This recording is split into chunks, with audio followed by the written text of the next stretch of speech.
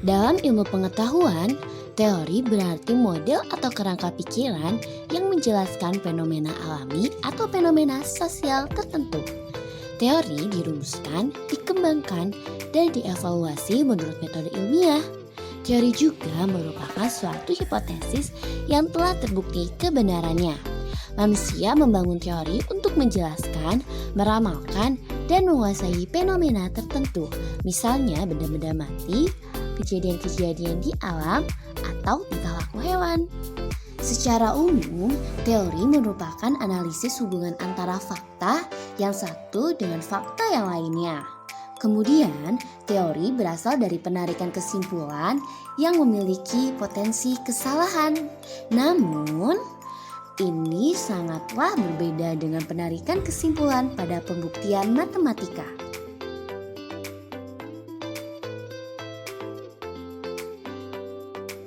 Selanjutnya, yuk kita masuk ke fungsi teori. Jadi, teori ini memiliki fungsi yaitu 1. Untuk mendeskripsikan atau memaparkan suatu masalah secara praktis, yang mana nantinya dapat diterima oleh semua kalangan. 2. Menjelaskan suatu masalah kompleks, bersifat umum, dan ilmiah, yang mana harus sesuai dengan kaidah-kaidah yang berlaku. 3. Untuk mendeskripsikan atau memperkirakan bagaimana cara memecahkan suatu masalah yang kompleks atau bersifat umum dengan cara yang ilmiah. Selanjutnya, ada pendekatan teori dalam filsafat ilmu. Mengkaji sebuah teori, haruslah melakukan sebuah pendekatan. Menurut Muhajri dalam Ismaun 2004 mengatakan bahwa pendekatan sistematis agar mencakup materi yang sahih atau valid sebagai filsafat ilmu, pendekatan mutakhir dan fungsional dalam pengembangan teori. Mutakhir dalam arti identik dengan kontemporer dan identik dengan hasil pengujian lebih akhir dan valid bagi suatu aliran atau pendekatan. Dan pendekatan komparatif bahwa penelaahan suatu aliran atau pendekatan ataupun model yang disajikan sedemikian rupa agar kita membuat komparasi untuk akhirnya mau memilih. Menurut Parsons dalam Ismaun 2004, yang mana dalam studinya melakukan 5 pendekatan, yaitu sebagai berikut. 1. Pendekatan received view, yang secara klasik bertumpu pada aliran positivisme yang berdasar kepada fakta-fakta. 2. Pendekatan menampilkan diri sosok rationality yang membuat kombinasi antara berpikir empiris dengan berpikir struktural dalam matematika.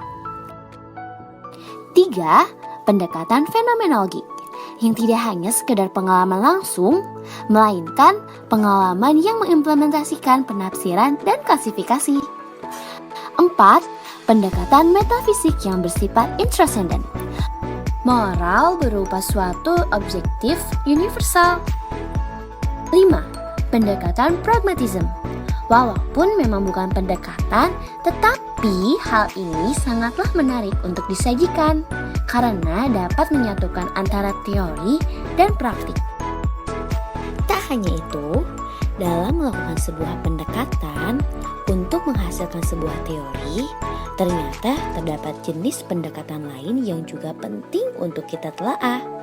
Sebagai perbandingannya, yaitu berkaitan dengan pendekatan deduksi dan induksi. Yuk kita bahas lebih lanjut mengenai pendekatan deduksi dan juga induksi. Yang pertama ada pendekatan deduktif. Jadi, pendekatan deduktif ini merupakan prosedur yang berpangkal pada suatu peristiwa umum yang kebenarannya telah diketahui atau diyakini dan berakhir pada suatu kesimpulan atau pengetahuan baru yang bersifat lebih khusus. Dalam penarikan kesimpulannya, pendekatan deduktif ini biasanya menggunakan pola pikir silogisme yang secara sederhana digambarkan dalam penyusunan dua buah pernyataan, yaitu premis mayor dan premis minor, yang nantinya akan menghasilkan sebuah kesimpulan. Yang kedua, ada pendekatan induktif. Nah, pendekatan induktif ini merupakan pendekatan yang digunakan dalam berpikir dengan bertolak dari hal-hal khusus ke hal-hal yang umum. Metode berpikir induktif merupakan cara berpikir yang dilakukan dengan cara menarik suatu kesimpulan yang bersifat umum dari berbagai kasus yang bersifat individual. Oleh karena itu, penalaran induktif dimulai dengan mengemukakan pernyataan-pernyataan yang mempunyai ruang khusus dan terbatas dalam menyusun argumentasi yang diakhiri dengan pernyataan yang bersifat umum. Ketika kita akan membuat sebuah teori, maka kita haruslah sangat mengetahui apa saja jenis-jenis dari penelitian. Karena dengan begitu dapat membantu kita dalam membuat sebuah teori. Kemudian tidak akan adanya sebuah teori tanpa penelitian. Maka dari itu, yuk kita belajar sama-sama mengenai jenis-jenis penelitian. Yang pertama ada pendekatan ontologi. Pendekatan ontologi ini bisa juga disebut pendekatan metafisis, yang mana di dalamnya itu membicarakan objek ilmu. Tak hanya itu, dalam pendekatan ontologi juga membahas mengenai hubungan subjek dan objek. Dua, ada pendekatan epistemologi, yang mana di dalamnya itu mempersoalkan bagaimana proses terjadinya ilmu pengetahuan, termasuk di dalamnya ada sarana ilmiah, sikap ilmiah, metode, dan kebenaran ilmiah. Yang terakhir, ada pendekatan aksiologi. Inti dari pendekatan ini adalah untuk menjawab apakah manfaat ilmu pengetahuan dalam meningkatkan harkat dan martabat manusia serta pengembangan ilmu itu sendiri. Selanjutnya, kita akan membahas mengenai metode pengembangan ilmu. Metode pengembangan ilmu ini di dalamnya ada yang dinamakan dengan metode ilmiah. Metode ilmiah ialah cara untuk mendapatkan atau menemukan pengetahuan yang benar dan bersifat ilmiah. Metode ilmiah mensyaratkan asas pengembangan dan prosedur tertentu yang disebut dengan kegiatan ilmiah. Misalnya, yaitu penalaran, studi kasus, dan penelitian. Metode ilmiah ini dapat dilakukan dengan cara penalaran dan pembuktian kebenaran yang ilmiah. Menurut R.C. Bohm, dalam metode pengembangan ilmu ilmiah ini memiliki 6 karakteristik utama, yaitu 1. Rasa ingin tahu, 2. Spekulatif, 3. Kesediaan untuk menjadi objektif, 4. Pikiran yang terbuka, 5. Kesediaan untuk menangguhkan keputusan, dan 6. Tentavitas.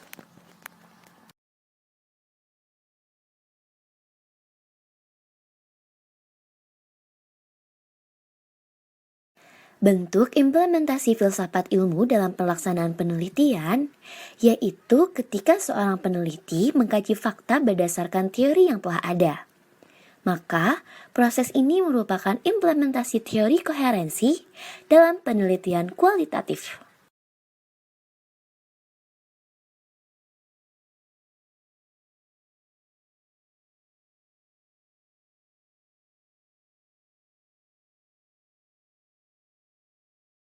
Yaitu adanya tanggung jawab etis yang tidak bermaksud untuk menghambat kemajuan ilmu pengetahuan. Tetapi dengan adanya tanggung jawab etis, diharapkan mampu menjadi inspirasi dan motivasi bagi manusia untuk mengembangkan teknologi yang niatnya akan meningkatkan kodrat dan martabat manusia.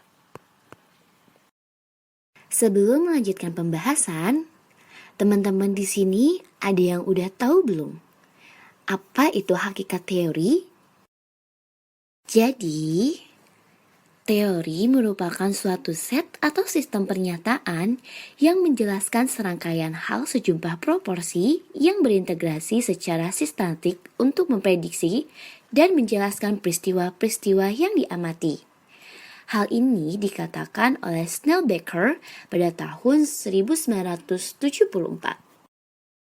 Hakikat teori berperan sebagai rujukan atau penguat pendapat kita mengenai suatu hal atau suatu masalah yang didasarkan atas pendapat para ahli yang lebih dulu meneliti. Teori sendiri tidak bersifat mutlak, namun dapat berubah-ubah sesuai dengan perkembangan zaman serta perkembangan ilmu pengetahuan manusia.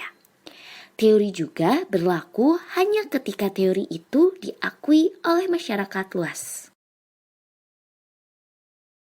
Teman-teman tahu nggak sih, kalau misalnya hakikat teori ini memiliki 3 sifat khusus, yaitu sebagai berikut. 1.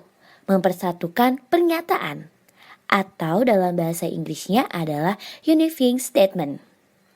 Jadi, dalam mempersatukan pernyataan, haruslah memiliki satu kesatuan dari beberapa pernyataan.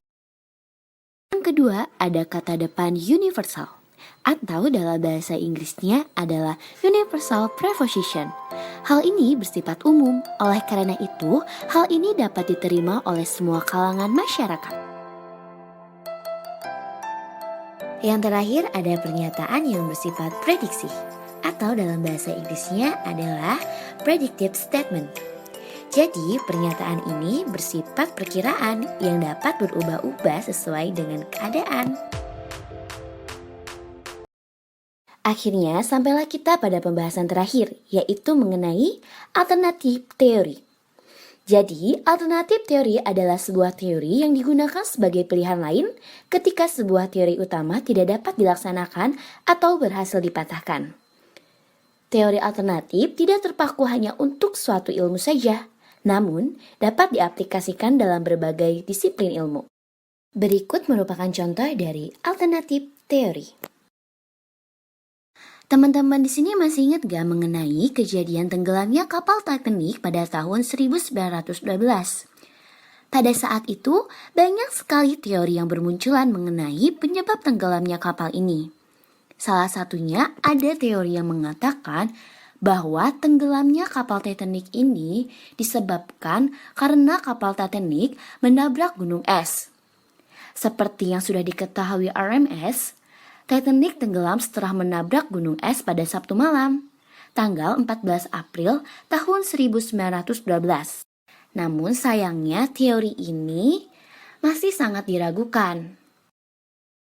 Karena pernyataan pada teori pertama keberadaannya masih sangat diragukan, akhirnya muncullah sebuah teori baru atau alternatif teori. Yang mana di sana mengatakan bahwa penyebab dari tenggelamnya kapal Titanic ini adalah sengaja ditenggelamkan. Teori ini merupakan teori yang paling kontroversial karena diduga kapal tersebut sengaja ditenggelamkan oleh pihak tertentu yang sudah direncanakan secara matang.